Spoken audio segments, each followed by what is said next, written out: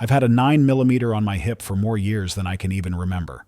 I've run cases of it through every platform, from the newest polymer strikers to my good old steel-framed hammers. But if you've been paying attention to what's happening at the range, and you look at the industry landscape right now in 2025, you can't miss it. Seeing a ballistic shift. Newer calibers and some of the revitalized classics are seriously encroaching on the territory that the 9mm Luger used to hold without any real contest. What is going on, freedom lovers? This is Gunman Ballistic. Today, we are going to break down the specific cartridges that are showing up in the serious shooters, and we need to talk about why the 9mm.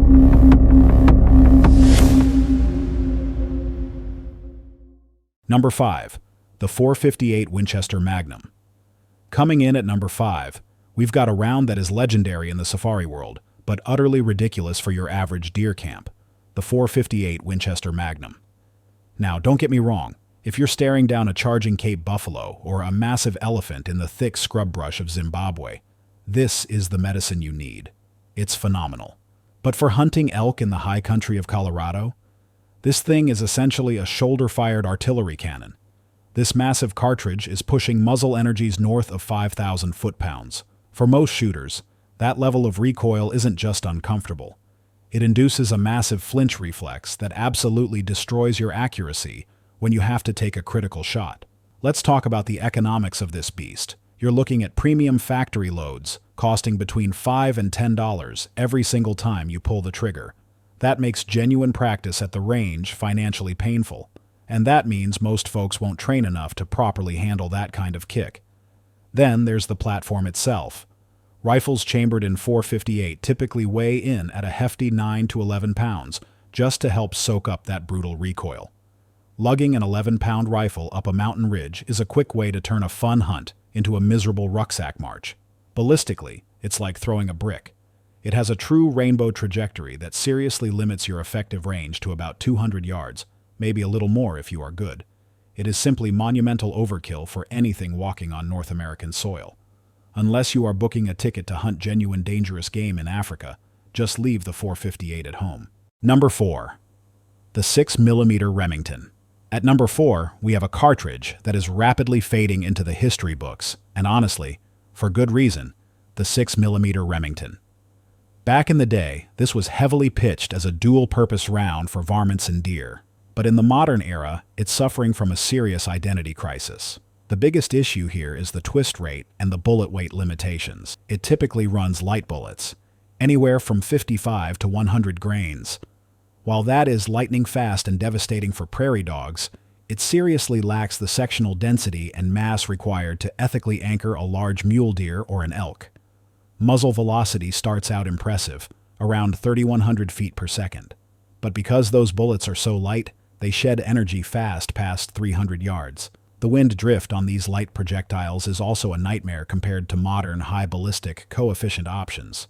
Speaking of modern options, the 6.5 Creedmoor has effectively buried the 6mm Remington. The Creedmoor does everything better, with less wind drift and vastly superior terminal ballistics. Finding ammo for the 6mm Remington is like finding a needle in a haystack. Most big box stores stopped stocking it years ago, and when you do find it, you're paying a premium for old technology. It is truly a relic. With inconsistent penetration on medium game and zero advantage over modern cartridges, there is simply no reason to carry one today. Number 3. The .444 Marlin No. 3 is a lever-action classic that breaks my heart a little bit. But facts are facts. The .444 Marlin. I know the lever gun purists love this thing. They love that classic feel. But from a purely practical hunting standpoint, it is riddled with flaws. This cartridge was designed to be a brush buster, hurling massive 240 to 300 grain projectiles. At the muzzle, it hits extremely hard with about 3,000 foot-pounds of energy.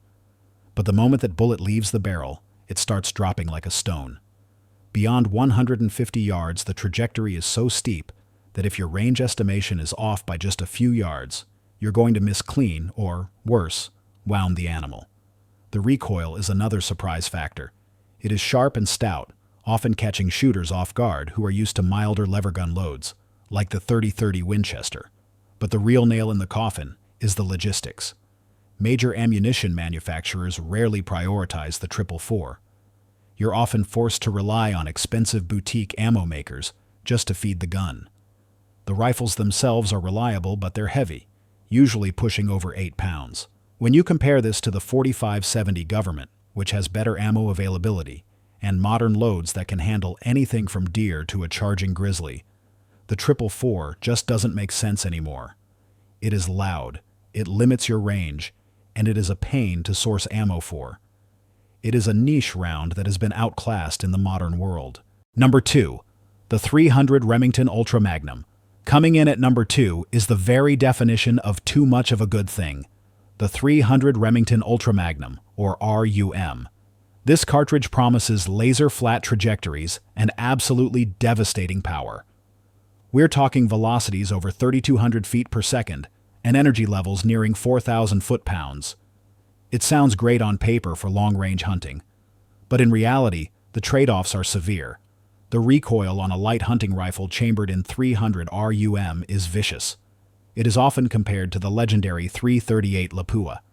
That level of punishment induces heavy flinching, which completely negates the accuracy potential of the round that you bought the gun for in the first place. Then you have to look at the barrel life. This is what we call a barrel burner. The throat erosion caused by that much powder burning that hot destroys your rifling significantly faster than a standard Magnum. Your expensive precision rifle is going to lose accuracy much sooner than you think. Ammo cost is astronomical, ranging from $3 to $7 a shot. That is basically a car payment's worth of ammo just to zero your scope and run a few drills. For North American game, it is absolute overkill.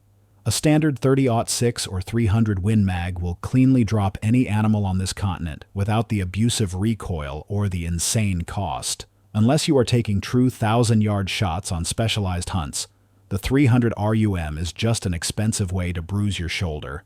Number 1. The 223 Remington. And finally, at number 1, we have the most controversial pick on the list, but I absolutely stand by it, the 223 Remington. Now, I love the AR platform as much as the next guy.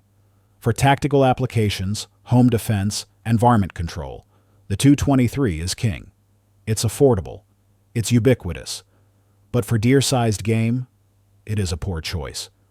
We're talking about a light projectile, usually between 55 and 77 grains. It generates around 1,200 foot-pounds of energy, which is the bare minimum for ethical kills on whitetail. The margin for error is razor thin. If your shot placement isn't absolutely surgically precise, that small diameter bullet often fails to penetrate through heavy bone or muscle to reach the vitals. This leads to wounded animals and long, heartbreaking tracking jobs that often end with no recovery. That's why many states actually have laws prohibiting the use of .22 caliber centerfires for big game hunting. The wind is another enemy here. Even with a high velocity of 3,200 feet per second, those light bullets get pushed around easily by crosswinds, making shots past 200 yards risky in real field conditions. While ammo is cheap and everywhere, finding a hunting-specific load that expands reliably without violently exploding on impact can be tricky. Sure, it has basically no recoil, which makes people want to use it for new hunters. But teaching a new hunter with a marginal caliber is a recipe for a bad experience and a potential lost animal. Stick to the 223 for coyotes and paper targets and grab a real deer rifle for the harvest. Number 5. The Flamethrower, 22 TCM. And lastly, we have the 22 TCM. Walk into an indoor range with a Rock Island Armory 22 TCM 1911 and crack off a few rounds. Every single head in the room will turn. Not just because it is loud, and trust me, it is loud, but because the report sounds like absolutely nothing else on the line. That sharp, fiery, concussive blast is a wake-up call to the 9mm loyalists. The 22 TCM is not trying to be an alternative. It is pushing to be a superior option for shooters who